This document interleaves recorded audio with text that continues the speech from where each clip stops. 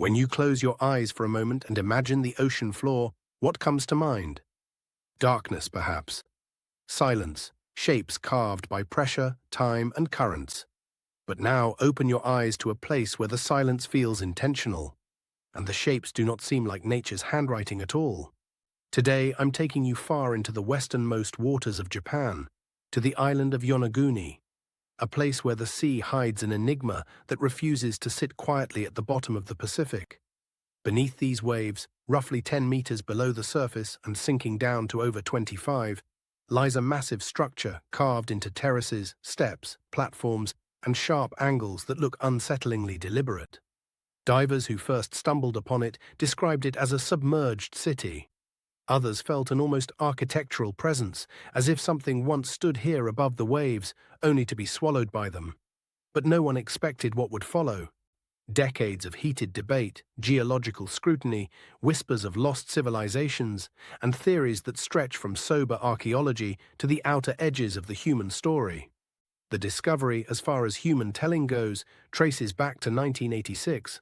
A local diver, Kihachiro Aratake, was exploring the area in search of hammerhead sharks. Instead, he found a cliffside that seemed too perfect, too polished, as though a forgotten culture had shaped it with purpose. When he brought experts, cameras, and skeptics, reactions split instantly. Is this a natural monolith, sculpted by tectonic forces, or a relic built by human hands thousands of years before any known civilization should have had the ability to create it? And so we descend, slowly, letting the shapes materialize through the blue veil.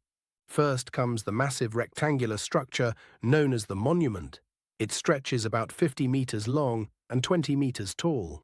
Its surfaces are unnervingly flat, its right angles too geometric to dismiss with a lazy shrug. Great terraces rise in neat increments. A corridor runs along one side, as if designed for someone to walk it. There is a distinct triangular formation, a flat courtyard-like plane, and what some divers refer to as a staircase that wouldn't look out of place in a Mesoamerican temple. Nature can do astonishing things. But when every line seems to argue against coincidence, curiosity awakens.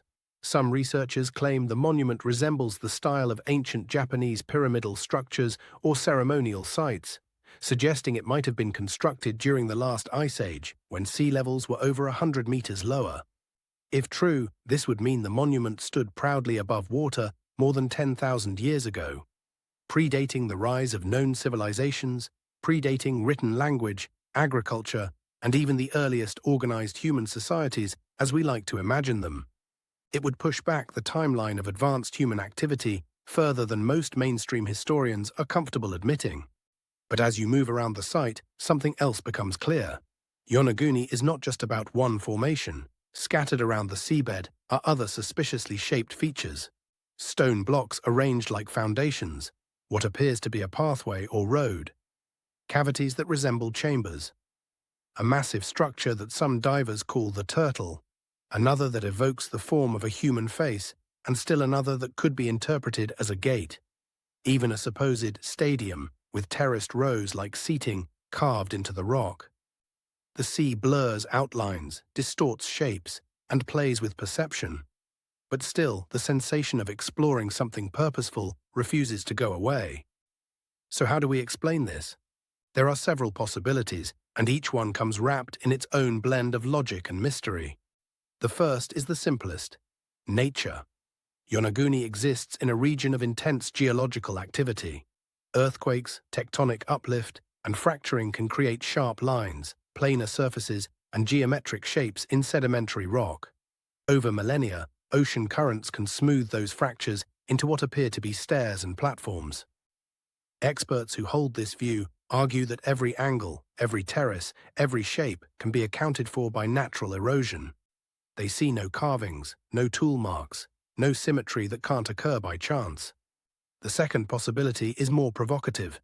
Humans did build or modify part of the structure, even if nature provided the initial skeleton. Supporters of this theory point to features that seem too intentional: the precise right angles, the flatness of the main terrace, and patterns resembling roads or plazas. They argue that ancient people could have shaped the rock using primitive tools, even if we underestimate what prehistoric cultures were capable of. After all, history is filled with surprises we once thought impossible.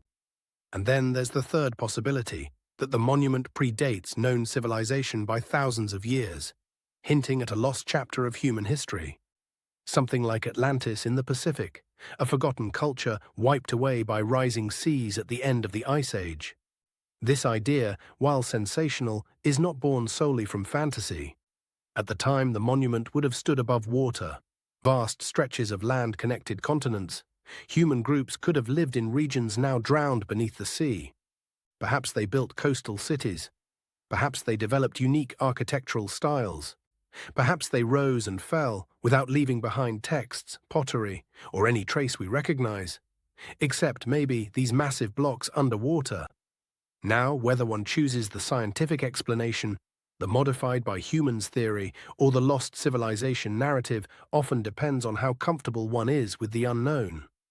And the unknown at Yonaguni is vast. For example, no definitive artifacts have been recovered, no tools, no carvings, no inscriptions that would give a culture a name. Yet that absence is not definitive proof of nature's work. Underwater environments are ruthless. Organic materials decay, sediment buries ruins, and stone alone doesn't say much when it stands in silence. There is also the question of perfection. The steps look too clean, the angles too disciplined. But nature can create such things: basalt columns, shale fractures, tectonic slabs, all capable of mimicking human architecture.